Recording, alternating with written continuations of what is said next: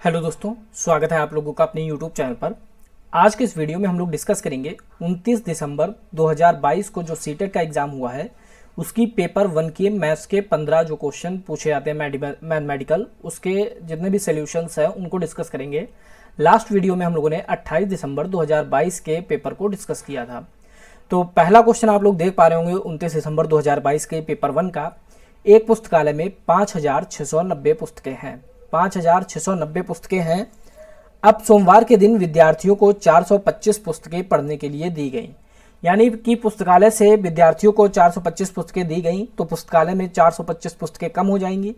तो 425 हम लोग माइनस कर देंगे। 10 में से 5 गया 5, 8 में से 2 गया 6, 6 में से 4 गया 2, यानी 5265 पुस्तकें अब बची।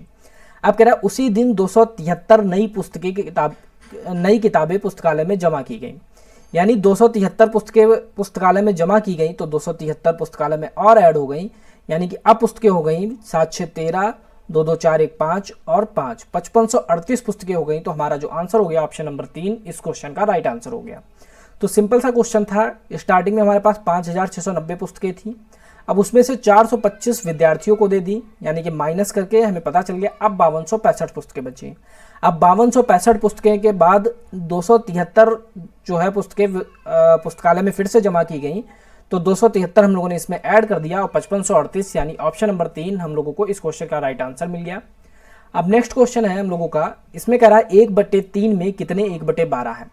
प्रीवियस जो वीडियो है उसमें भी सेम ऐसा ही क्वेश्चन था, तो हम लोगों ने बात की थी 1/3 कह रहा है कितने 1/12 है, तो हम लोग मान लेते हैं x 1/12 है। तो 1/3 बराबर 1/12 गुणे x, क्रॉस मल्टीप्लाई कर देंगे तो x बराबर 12 ऊपर चला जाएगा, 12/3, 3 से डिवाइड किया 3 चौको 12, तो x की वैल्यू आ गई 4। तो 1/3 में कितने 1/12 है, तो हमारा जो आंसर हो जाएगा option number 4। Same previous video की तरह क्वेश्चन है, तो कितने 1/12 पूछ रहा था, तो 1/12 में हम लोगों ने x से मल्टीप्लाई कर दिया, मान लिया कि x 1/12 है, और फिर हम लोगों ने क्रॉस मल्टीप्लाई करके वैल्यू निकाल ली तो x की वैल्यू 4 आ गई, यानी कि जो हमारा राइट आंसर हो गया ऑप्शन नंबर 2 इस क्वेश्चन का राइट आंसर हो गया। नेक्स्ट है एक संख्या 80 के आधे से अधिक है, तो 80 का आधा अगर देखा जाए तो 80 का आधा होता है 40, तो यहाँ पर 46, 51, 60 और 42 चारों ऑप्शन जो है 40 से ज़्यादा है।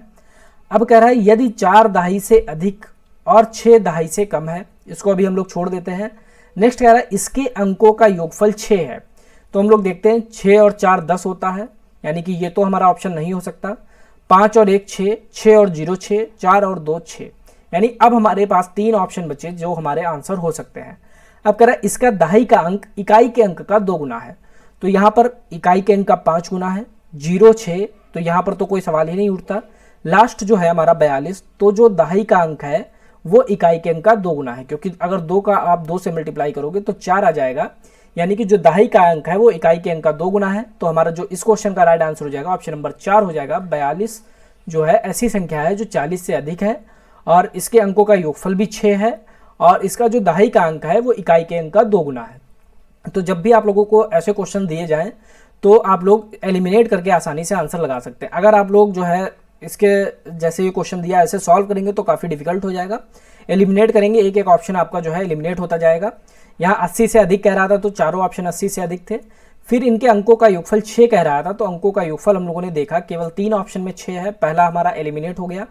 फिर कह रहा है दहाई का अंक इकाई के अंक का 2 गुना है, तो दहाई का अंक और इकाई के अंक का 2 गुना ऑप्शन नंबर 4 में मैच कर रहा था, यानी कि इस क्वेश्चन का जो राइट आंसर हो गया ऑप्शन नंबर 4। नेक्स्ट क्वेश्चन है 96 के सभी गुणनखंडों का योगफल।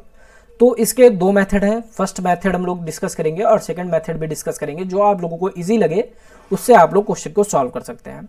तो पहला जो नॉर्मल जो मेथड है, तो 96 अगर आप देखेंगे तो 1 के पहाड़े में 96 आता है, फिर 2 के पहाड़े में आता है, यानी 2 गुणनखंड हो सकता है, 3 हो सकता है, 4 हो सकता है, यानी 96 किस किस से डिवाइड हो सकता है वो हम लोग देखेंगे। 6 से हो सकता है, 6 के बाद 8, 8 से हो सकता है, 8 के बाद 12 से हो सकता है, 12 के बाद 16 से हो सकता है, 16 के बाद 24 से हो सकता है, फिर 32 से हो सकता है, इसी तरीके से 48 से, और 96 खुद से डिवाइड हो सकता है। तो इतने जो गुणनखंड हैं वो हो सकते हैं 1 2 3 4 6 8 12 16 24 32 48 और 96। तो ये गुणनखंड हमें मिल गए। अब हम लोग इनको सिंपली ऐड कर देंगे सबको, तो हमें आंसर मिल जाएगा। तो ऐड करेंगे तो यहाँ पर ऐड का साइन हम लोग लगा देते हैं। ऐड करने पे जो हम लोगों का आंसर आएगा वो 252 आएगा। तो इनको आप लोग, ये एक आप लोगों का इजी मेथड हो गया। इसको आप लोग नॉर्मली कोई भी क्वेश्चन आप लोगों को दिया हो तो आप लोग देख सकते हैं गुणनखंड जो भी आप लोगों के बन रहे हैं उनको ऐड कर दें सीधे सीधे। या फिर एक आपका और मेथड होता है, जैसे यहाँ पर 96 है तो 96 के हम लोग गुणनखंड करते हैं, 2 से काटते हैं 48, फिर 2 से काटते हैं तो 24, फिर 2 से डिवाइड करेंगे तो 12, फिर 2 से डिवाइड करेंगे तो 6, फिर 2 से डिवाइड करेंगे तो 3, और फिर 3 से डिवाइड करेंगे तो 1। तो 2 1 2 3 4 5 बार 2 आया है, यानी 2 की घात 5 हो गया, गुणे 3 की घात 1 हो गया क्योंकि 3 एक बार है। तो ये हम लोगों के गुणनखंड बन गए। अब एक फार्मूला होता है गुणनखंड के योगफल निकालने के लिए, a की घात p गुणे b की घात q बराबर a की घात p plus 1 minus 1 upon a minus 1 into b की घात q plus 1 minus 1 upon b minus 1। अब a क्या है 2 है, b क्या है 3 है, p क्या है 5 है, q क्या है 1 है। तो सारी वैल्यूज को रख देंगे। 2 की घात 5 प्लस 1 माइनस 1 बटे 2 माइनस 1। फिर इसी तरीके से b की वैल्यू 3, q की वैल्यू 1। तो यहाँ पर हम लोगों का हो जाएगा 1 प्लस 1 माइनस 1 अपॉन 3 माइनस 1। अब 2 की घात 5 प्लस 1 यानी 2 की घात 6 माइनस 1 बटे 2 में से 1 गया 1 मल्टीप्लाइड बाई 3 की घात 1 प्लस 1 यानी 3 की घात 2 माइनस 1 अपॉन 2, 3 में से 1 गया 2। अब 2 की घात 6, 2 दूना 4 दूनी 8 दूनी 16 दूनी 32 दूनी 64। 2 की घात 6 जो होता है वो 64 होता है, माइनस 1 अपॉन 1 इंटू 3 की घात 2 यानी कि 9 माइनस 1 बटे 2।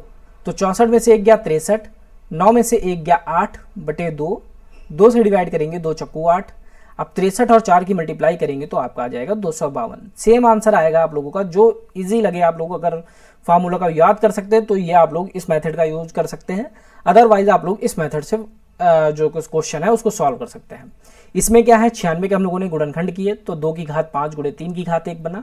इसमें हम लोगों ने देखा 1 से कट सकता है 96, 2 से कट सकता है, 3 से कट सकता है, 4 से, 6 से, 8 से, 12 से, 16 से, 24, 32, 48 और 96 खुद से कट सकता है और इनको सीधे ऐड कर देना है, 252 आ जाएगा। ये आप लोगों के लिए इजी पड़ेगा और जिसको फार्मूला याद है वो इस मेथड से भी इस क्वेश्चन को सॉल्व कर सकता है। नेक्स्ट क्वेश्चन है, निम्नलिखित में से सबसे छोटी संख्या कौन सी है। तो इसमें सबसे छोटी संख्या बतानी है हम लोगों को। तो यहाँ पर 5.985 गुणे 10 की घात 3।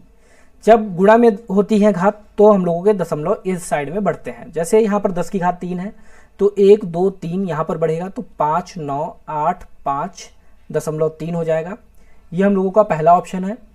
फिर सेकंड जो है उसमें है 6.595 गुणे 10 की घात 4।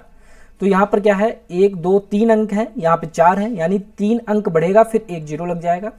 6 5 9 5 फिर 0, क्योंकि 4 अंक चाहिए थे तो 3 तो हमें मिल गए, 1 हमारे पास कम था यानी 1 जीरो हम लोग ऐड कर देंगे। फिर इसी तरीके से थर्ड देखेंगे तो 3.43 गुणे 10 की घात 5। तो इसको देखेंगे तो 3 4 3 2 अंक तो हम लोगों को मिल गए, 3 हमारे बच रहे थे यानी 3 हम लोग ऐड कर देंगे। फिर नेक्स्ट इसी तरीके से फोर्थ देखेंगे तो 7.004 इंटू 10⁻3। तो यहाँ पर 3 है तो 3 ही अंक है यानी 7004 हो जाएगा। तो ये हम लोगों के 4 ऑप्शन अब सिंप्लीफाई हो गए हैं। अब आप लोग बता सकते हैं कौन सबसे छोटा है और कौन सबसे बड़ा है। तो यहाँ पर आप लोग देख पा रहे होंगे जो सबसे छोटी संख्या है वो 5985 है, यानी कि ये हमारा ऑप्शन नंबर 1 इस क्वेश्चन का राइट आंसर हो गया।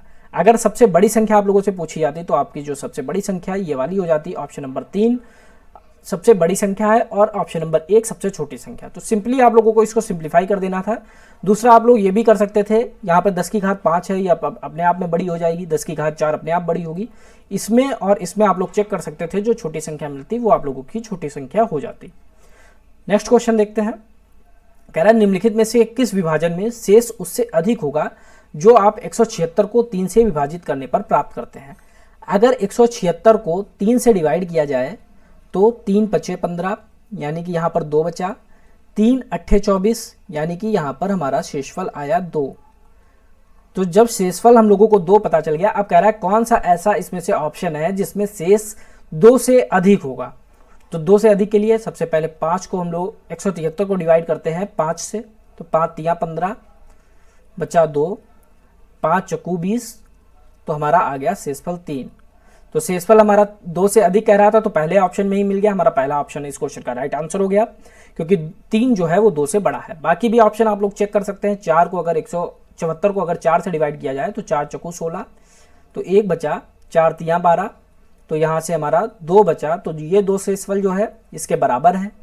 फिर 3 175, तो 3 पचे 15, तो ये हमारा 2 बचेगा, 3 अट्ठे 24, तो ये हमारा 1 आ जाएगा। तो ये जो है 2 से छोटा हो गया। और लास्ट जो ऑप्शन है आप लोग देख पा रहे होंगे, लास्ट में 6 है, 6 2 से डिविजिबल होता है, यानी कि यहाँ पर जो शेषफल है वो 0 आ जाएगा।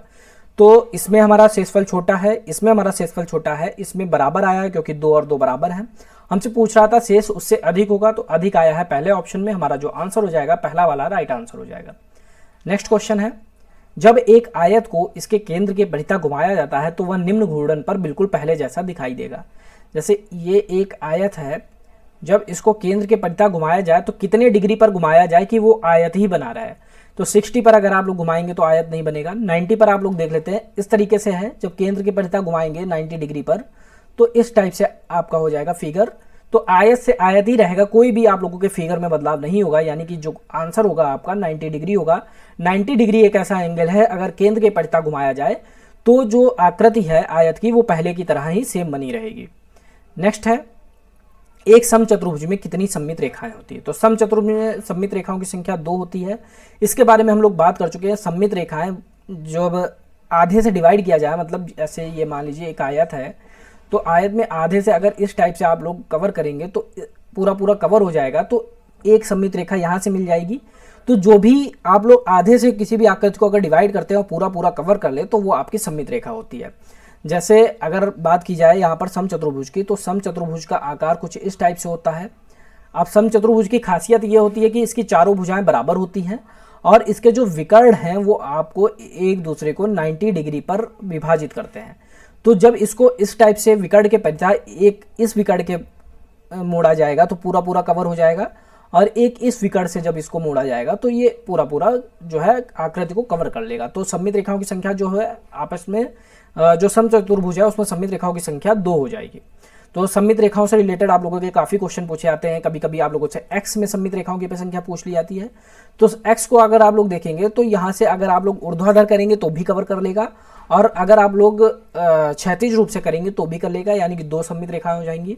इसी तरीके से वाई में पूछ लेता है, तो वाई में अगर आप लोग देखेंगे तो अगर ऊर्ध्वाधर करेंगे तभी आप लोगों की ऐसी जब कवर करेंगे तो इस टाइप से बनेगा, यानी एक सममित रेखा होगी। नेक्स्ट है, मेधा ने अपनी कॉपी में 3 कोण 108 डिग्री, 75 डिग्री और 90 डिग्री के रूप में मापे। यदि वह इन कोणों को निम्न क्रम से वर्गीकृत करती है तो निम्नलिखित में से कौन सा सही है। तो अगर एंगल 90 डिग्री से बड़ा है तो अधिक कोण होगा, अधिक कोण। अगर 90 डिग्री से छोटा है तो आपका न्यून कोण होगा, अगर 90 डिग्री के बराबर है तो आपका सम कोण होगा। तो इतनी चीज़ें आप लोगों को पता होनी चाहिए। अगर आप लोगों का जो त्रिभुज है या कोई कोण है, अगर 90 डिग्री से बड़ा है तो अधिक कोण होगा, अगर 90 डिग्री से छोटा है तो न्यून कोण होगा, और अगर 90 डिग्री के बराबर है तो आपका सम कोण होगा। तो अगर बात की जाए 108 की, तो 108 जो है आप लोगों का 90 डिग्री से बड़ा है, तो 108 जो है आपका अधिक कोण हो जाएगा। पहला तो आपका अधिक कोण हो गया। नेक्स्ट है 75 डिग्री। 75 जो है 90 से छोटा है, तो 90 से छोटा होने पे आप लोगों का हो जाएगा न्यून कोण। और लास्ट जो आप लोगों का है 90 डिग्री यानी 90 के बराबर है, तो 90 के बराबर आपका हो जाएगा समकोण।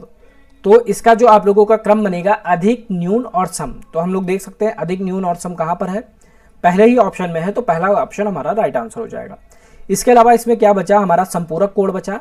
तो जब भी 2 कोण, मान लीजिए एक x है और एक y है, जब भी इनका योग जो है 180 के बराबर होगा तो ये संपूरक कोण कहलाएंगे। तो संपूरक कोण के लिए आप लोगों की क्या विशेषता होती है कि 2 कोणों का योगफल 180 हो, और इसके अलावा पूरक कोड़ों में क्या होता है, दो जो कोड है उनका योगफल अगर 90 है तो वो कोटिपूरक कोड या पूरक कोड कहलाएंगे, अगर 180 है तो समपूरक कोड कहलाएंगे। फिलहाल यहाँ पर 108 90 से बड़ा है यानी अधिक कोड, 75 90 से छोटा है यानी न्यून कोड, और 90 जो है बराबर है यानी कि सम कोड। हमारा आंसर हो जाएगा अधिक कोड, न्यून कोड और सम कोड। ऑप्शन नंबर 1 हमारा इस क्वेश्चन का राइट आंसर हो जाएगा।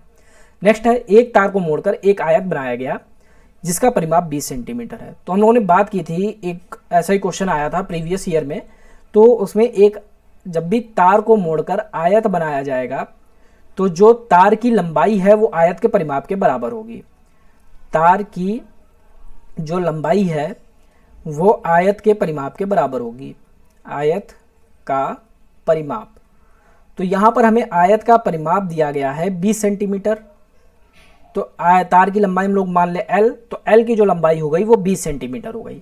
अब उसी तार को फिर से मोड़कर एक वर्ग बनाया गया। अब जो है तार की लंबाई किसके बराबर हो जाएगी, वर्ग के परिमाप के बराबर हो जाएगी, क्योंकि परिमाप हम लोगों ने बात की कि परिमाप के बराबर होती है लंबाई, तो वर्ग का परिमाप। तो अब तार की लंबाई कितनी है 20 और वर्ग के परिमाप को हम लोग मान लेते हैं x, तो वर्ग का परिमाप अब हमें पता चल गया 20। अब कह रहा है कि उस वर्ग का क्षेत्रफल, इस वर्ग का क्षेत्रफल क्या होगा। अब यहां पर कह रहा है उसी तार को फिर से मोड़कर एक वर्ग बनाया गया, सॉरी, तो ये आपका तार का परिमाप जो है ये 20 सेंटीमीटर आ गया। अब परिमाप का फार्मूला क्या होता है, परिमाप का फार्मूला होता है 4 गुणे भुजा। वर्ग का जो परिमाप होता है वो 4 गुणे भुजा होता है, और परिमाप हमारा वर्ग का परिमाप जो है 20 आया है, यहां से हम लोगों ने देखा, तो 20 बराबर 4 गुणे भुजा हो जाएगा। तो 4 से हम लोग ये डिवाइड हो जाएगा, 4 एकम 4, 4 पंचे 20। तो भुजा की जो लंबाई आ जाएगी यानी कि जो वर्ग की भुजा होगी वो 5 सेंटीमीटर के बराबर होगी। अब वर्ग का क्षेत्रफल पूछ रहा है, वर्ग का क्षेत्रफल यानी वर्ग का एरिया पूछ रहा है। तो क्षेत्रफल के लिए क्या होता है, भुजा स्क्वायर होता है, भुजा स्क्वायर। तो भुजा हमारी है 5, तो 5 का स्क्वायर, 5 का स्क्वायर होता है 25, और क्षेत्रफल का जो मात्रक होता है वो सेंटीमीटर स्क्वायर या इकाई स्क्वायर या वर्ग इकाई होता है। तो हमारा इस क्वेश्चन का जो राइट आंसर हो जाएगा ऑप्शन नंबर 2। तो आप लोगों को याद रखना है, जब भी तार को मोड़ा जाएगा तो तार की जो लंबाई है वो जिस भी आकृति बन रही है, चाहे आयत बन रहा है या वर्ग बन रहा है, उसके परिमाप के बराबर होगी। तो यहाँ पे हमें आयत का परिमाप 20 दिया था, यानी तार की लंबाई भी 20 हो गई। अब तार की लंबाई 20 है, अब वर्ग में मोड़ा जा रहा है यानी वर्ग का जो परिमाप है वो भी 20 हो जाएगा। अब जब वर्ग का परिमाप 20 हो गया तो वर्ग के परिमाप का फार्मूला होता है 4 गुणे भुजा। तो भुजा हमारी हो गई 5 सेंटीमीटर। अब वर्ग का क्षेत्रफल निकालना था, वर्ग का क्षेत्रफल भुजा स्क्वायर होता है, तो 5 का स्क्वायर 25 सेंटीमीटर स्क्वायर हमारा इस क्वेश्चन का राइट आंसर हो गया, ऑप्शन नंबर 2। नेक्स्ट है, अब इसमें बताना है कौन सी रेलगाड़ी पटना से कोलकाता पहुंचने में सबसे कम समय लेती है। तो सबसे कम समय, सिंपल सा इस क्वेश्चन का लॉजिक ये होता है कि जैसे 17:42 यानी कि शाम के 5:42 पर चली और 3:32 सुबह 3:32 पर पहुंच गई। तो ये जो आपका AM है और ये आपका PM है, तो 3:32 में अगर हम लोग 24 घंटे ऐड कर दे तो हमारा सिंपल जो है कैलकुलेशन हम लोग कर सकते हैं। तो हमारा 27 घंटे 32 मिनट बचा। अब 27 घंटे 32 मिनट पर वो कोलकाता पहुंची और 17 घंटे 42 मिनट पर चली थी। तो 17 घंटे 42 मिनट अगर हम लोग माइनस कर देंगे तो हमें पता चल जाएगा कितना समय लिया। अब ये माइनस नहीं होगा, फिर से सेम वही चीज़, 1 घंटा हम लोग इधर जो है हासिल लेंगे। चूंकि 1 घंटा लेंगे तो इधर तो हमारा 26 हो जाएगा और इधर 1 घंटा मिनट में चेंज हो जाएगा। तो 1 घंटे में मिनट होते हैं 60, तो इसमें 60 ऐड हो जाएगा। तो 26 घंटा यहाँ पर आ जाएगा 92 मिनट। अब इसमें से माइनस कर देंगे 17 घंटे 42 मिनट। तो ये 2 में से 2 गया 0, 9 में से 4 गया 5, और यहाँ पर हमारा 26 बचा, 26 में से 17 गया, 9 घंटा 50 मिनट लगा रेलगाड़ी 1 को। इसी तरीके से रेलगाड़ी 2 में निकालेंगे तो 5 घंटा 15 मिनट है। अब इसमें 24 घंटे जोड़ देंगे, 5 घंटा 15 मिनट है, तो 24 घंटे जब ऐड करेंगे तो ये हमारा 15 तो ऐसे ही रहेगा और इधर हो जाएगा 24 5 29, तो 29 घंटा 15 मिनट। और चली कितने पे थी, 20:45 पर। तो 29 घंटे 15 मिनट से अगर हम लोग 20 घंटे 45 मिनट घटा दें तो हमें आंसर मिल जाएगा।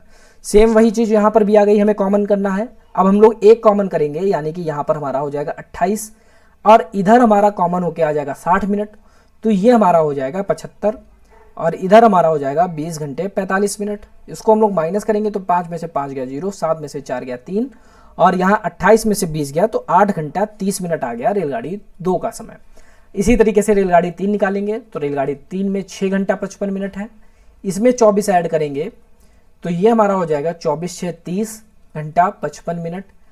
अब 30 घंटे 55 मिनट से हम लोग माइनस कर देंगे 21 घंटा 10 मिनट, तो माइनस करेंगे। अब यहाँ पर सीधे सीधे माइनस हो जाएगा, 5 में से 0 गया 5, 5 में से 1 गया 4 और 30 में से 21 गया 9, तो 9 घंटे 45 मिनट। क्वेश्चन में पूछा सबसे कम समय कौन लेती है, तो पहले ने लिया 9 घंटे 50 मिनट, दूसरे ने लिए 8 घंटे 30 मिनट, तीसरे ने लिया 9 घंटा 45 मिनट। यानी जो सबसे कम टाइम ले रही है वो रेलगाड़ी 2 ले रही है 8 घंटे 30 मिनट। तो इस क्वेश्चन का जो हमारा राइट आंसर हो जाएगा ऑप्शन नंबर सेकेंड। नेक्स्ट है 800 सेंटीमीटर 80 मीटर 8 किलोमीटर किसके बराबर होगा, और जो हमारे ऑप्शंस हैं वो सारे मीटर में हैं। तो सबसे पहले 8 किलोमीटर को हम लोग मीटर में चेंज कर लेंगे, तो 1 किलोमीटर में यहाँ पर लिख देते हैं 1 किलोमीटर में होते हैं 1000 मीटर। तो 8 किलोमीटर में 8 गुणे 1000 मीटर हो जाएगा, 8 गुणे 1000 होता है 8000, तो 8000 मीटर हो गया हमारा। इसको चेंज करने पे 8000 मीटर आ गया। ये तो पहले से ही मीटर में 80 मीटर और 800 सेंटीमीटर, तो 1 सेंटीमीटर में होता है 1/100 मीटर। तो 800 सेंटीमीटर में कितना हो जाएगा 800/100 मीटर। तो इसको सॉल्व करेंगे तो ये आ जाएगा 8 मीटर। यानी कि जो हम लोगों के मीटर में वैल्यू आई वो 8000 मीटर आई। तो सबसे पहले हम लोग लिख लेते हैं 8000 मीटर। फिर नेक्स्ट हमारा 80 मीटर सेम वैसे ही है तो 80 लिख लेते हैं, और लास्ट में हमारा आया 8 मीटर तो 8 लिख लेते हैं। अब ऐड करना है हमको, ऐड कर देंगे तो 8 का 8, 8 का 8, 0 का 0, 8 का 8, 8088। तो हमारा ऑप्शन नंबर 4 में मैच कर रहा है। तो इस क्वेश्चन का जो राइट आंसर हो जाएगा ऑप्शन नंबर 4। तो सिंपल सा क्वेश्चन था, किलोमीटर को मीटर में चेंज करना था, हम लोगों ने चेंज कर दिया। 1 किलोमीटर में 1000 मीटर होते हैं, 8 किलोमीटर में 8000 मीटर हो गए। 80 मीटर पहले से ही मीटर में था, और 1 सेंटीमीटर में 1/100 मीटर होते हैं, तो 800 सेंटीमीटर में 8 मीटर हो जाएगा। 800/100 यानी कि 8 मीटर। सबको जोड़ना था, सिंपली हम लोगों ने ऐड कर दिया, हमारा आंसर आ गया ऑप्शन नंबर 4 से मैच हो गया। तो इस क्वेश्चन का जो आंसर हो गया ऑप्शन नंबर 4।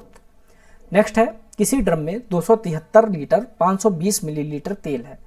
तो तेल की जो मात्रा है 263 लीटर और 520 मिलीलीटर है।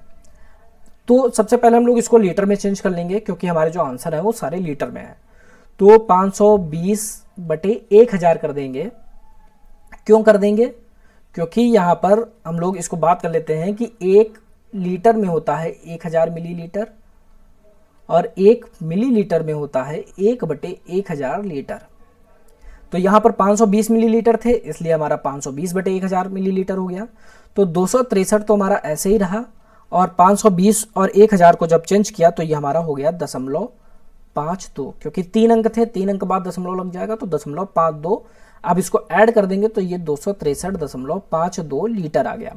तो सिंपली सबसे पहले 520 को हम लोगों ने लीटर में चेंज किया, 1000 से भाग दिया, 1000 से भाग देने पे 0.52 आया। अब सीधे सीधे जोड़ दिया, 263.52 लीटर हो गया हमारा। अब क्या कह रहा है, इसको 45 बर्तनों में भरा जाता है, एक ही माप के 45 बर्तन में। तो एक बर्तन में निकाल लेंगे हम लोग, एक बर्तन में, चूंकि टोटल हमारी मात्रा है 263.52 लीटर और भरा जाता है 45 में, तो एक के लिए 45 से भाग दे देंगे। तो भाग देने के बाद जो आप लोग इसको भाग देके देख सकते हैं, यहाँ पर 5.856 आएगा। तो एक बर्तन में जो मात्रा हो जाएगी वो 5.856 लीटर हो जाएगी। अब हमसे क्वेश्चन में क्या पूछा है, 25 बर्तनों में कुल कितना लीटर तेल होगा। तो 25 बर्तन में यानी ज़्यादा होगा, एक में जब 5 लीटर के लगभग आ रहा है तो 25 बर्तन में 25 से मल्टीप्लाई हो जाएगी, तो 25 गुणे 5.856। अब इसकी जब हम लोग गुणा करेंगे तो गुणा करने पे हमारा आएगा 146.4 लीटर, 146.4 लीटर आएगा। तो हमारा जो मैच कर रहा है ऑप्शन नंबर सेकंड से, तो इस क्वेश्चन का भी जो राइट आंसर हो जाएगा ऑप्शन नंबर सेकंड हो जाएगा। तो इस क्वेश्चन को सबसे पहले हमने देखा ऑप्शन जो हमारे सारे हैं वो लीटर में है, इसलिए 263 लीटर और 520 मिलीलीटर को हम लोगों ने लीटर में चेंज किया। 1 मिलीलीटर में 1/1000 लीटर होते हैं, इसलिए 520 में 520/1000 हो गए। इसको हम लोगों ने देखा 3 जीरो है, तो 3 अंकों बाद दशमलव आ गया, तो 0.52 हो गया। सीधे सीधे जुड़ गया, 263.52 लीटर आ गया। अब इनको 45 समान बर्तन में रखा जा रहा है। अगर हम लोग 45 से भाग कर देंगे तो एक बर्तन का पता चल जाएगा। तो 263.52 को 45 से भाग किया तो हमारा 5.856 लीटर आ गया। तो एक बर्तन में हमें तेल की मात्रा पता चल गई। अब कह रहा 25 बर्तनों में, तो 25 के लिए ज़्यादा होगी तो 25 से मल्टीप्लाई कर दिया, 146.4 लीटर आ गया। तो हमारा इस क्वेश्चन का जो क्वेश्चन नंबर 13 है इसका आंसर हो गया ऑप्शन नंबर सेकेंड। नेक्स्ट है क्वेश्चन नंबर 14। क्वेश्चन नंबर 14 में धनिया का मूल्य दिया है, लौंग का दिया है, जीरा दिया है, इलायची दिया है और काली मिर्च दिया है।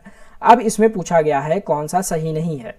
इलायची का मूल्य जीरे के मूल्य का 5 गुना है। तो इलायची की बात की जाए, इलायची का मूल्य है 950 और जीरे के मूल्य का 5 गुना है, तो जीरा का मूल्य है 190। तो 190 का अगर हम लोग 5 गुना करेंगे तो 950 आएगा, यानी कि पहला जो हमारा ऑप्शन है वो बिल्कुल सही है। नेक्स्ट है धनिया का मूल्य लौंग के मूल्य का लगभग आता है। तो धनिया कितना है, धनिया का मूल्य है 270 और लौंग का मूल्य कितना है 550। तो 550 का जब हम लोग आधा करेंगे तो 550 का आधा करने पे हमें मिलता है 275। चूंकि यहाँ पर कह रहा है लगभग आधा है, लगभग पे ध्यान देना है, ये 270 है और ये 275 है, यानी लगभग में बराबर है। हमारा ऑप्शन 2 भी पूरी तरीके से सही है। नेक्स्ट है लौंग का मूल्य जीरा के मूल्य का पूरा 3 गुना है। तो लौंग का मूल्य है हमारा 550, जीरा का मूल्य है 190। अब इसका 3 गुना है, यानी 3 गुना कर देंगे तो 19 तिया 57, 570 हो जाएगा। ये 550 है, लगभग में तो बराबर है, लेकिन यहाँ पर कह रहा है पूरा 3 गुना है, तो पूरा 3 गुना नहीं है, यानी यही वाला ऑप्शन हमारा गलत हो जाएगा और इस क्वेश्चन का आंसर हो जाएगा ऑप्शन नंबर 3।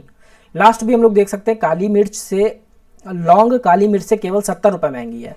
तो लौंग का मूल्य है 550, काली मिर्च का जो मूल्य है वो 480। अगर हम लोग माइनस करेंगे तो 0, 15 में से 8 गया 7, तो 70 रुपये आया, तो 70 रुपये महंगी है, यानी ये वाला भी हमारा जो ऑप्शन है बिल्कुल सही है। तो पहला, दूसरा और चौथा बिल्कुल सही है, ऑप्शन नंबर 3 हमारा गलत है। तो इस क्वेश्चन का जो राइट आंसर हो गया ऑप्शन नंबर 3। अब आज का लास्ट क्वेश्चन देखते हैं। निम्नलिखित पैटर्न का अध्ययन कीजिए और जो हम लोगों को ये दिया गया है 1 1 1 1 गुणे 1 1 1 1 1 में अंकों की संख्या क्या होगी। तो हम लोग यहाँ पर देखते हैं 1 गुणे 1 2 है, तो जो हमारा प्रोडक्ट आया है उसकी संख्या 1 आई है, यानी 2 - 1 बराबर 1। इसी तरीके से 1 2 3 4 टोटल संख्या 4 है, इसमें से 1 माइनस करेंगे तो 3 आ जाएगी, तो 1 2 3 हमें मिल गया। इसी तरीके से 3 और 3 6 हैं, 6 में से 1 माइनस करेंगे तो 5, तो 1 2 3 4 5 5 मिल गया। अब जो हमें क्वेश्चन में दिया है 1 2 3 4 5, तो 5 और 5 10 टोटल दिया है, 10 में से 1 माइनस करेंगे तो 9 आ जाएगा। अंकों की कुल संख्या पूछा था, तो अंकों की कुल संख्या हमारी जो है ऑप्शन नंबर 3 9 हो जाएगी। तो सिंपल सा था, जितने भी आप लोगों का था जितनी भी संख्याएं दी थी 1 गुणे 1 2 थी, तो 2 में से 1 माइनस किया, प्रोडक्ट की संख्या मिल गई। 4 में यहाँ पर 4 थी, 4 में 1 माइनस किया तो 3 मिल गई। इसी तरीके से हम लोगों का 10 थी, 10 में से 1 माइनस किया तो 9 मिल जाएगा, हमारा आंसर हो जाएगा 9। तो ये हम लोगों का जो पेपर था 29 दिसंबर 2022 का था, जिसमें हम लोगों ने 15 मैथमेटिकल जो भी क्वेश्चंस थे उनको डिस्कस किया। नेक्स्ट वीडियो में जो हम लोगों का नेक्स्ट पेपर होगा उसको डिस्कस करेंगे। और ये सारे पेपर जो है आप लोगों के 2022-23 दिसंबर 2022 और जनवरी 2023 के पेपर हैं। तो जो स्टूडेंट जुलाई 2023 का पेपर देने वाले हैं उनके लिए काफ़ी इंपॉर्टेंट ये आप लोगों के लिए वीडियोज़ हैं। तो जिन स्टूडेंट्स को वीडियो पसंद आया तो वीडियो को लाइक करें, साथ ही साथ चैनल को सब्सक्राइब करें। मिलते हैं नेक्स्ट वीडियो में, थैंक यू।